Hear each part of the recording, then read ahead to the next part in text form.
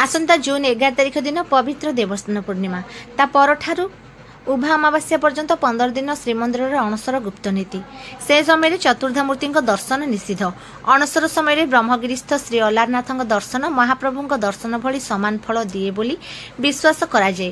प्रचार एवं रास्ता और गाड़ी मोटर सुविधा कारण प्रतिवर्ष श्री अलारनाथ अणसर दर्शन पर भक्तों संख्या गुणितक हार में बढ़ी चली देखा चलित वर्ष दर्शन को अधिक श्रृंखलित और सुविधायुक्त करने लक्ष्य पुरी जिला प्रशासन पक्षर प्रस्तुति आरंभ हो जाएगी।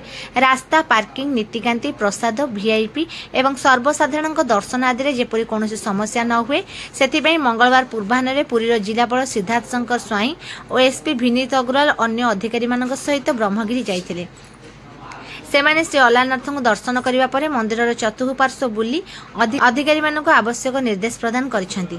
एही समय सेमाने मंदिर कमिटीर कर्मकर्ता मंदिर सेवक और किछि स्थानीय व्यक्ति सह मध्य आलोचना करिसेंती।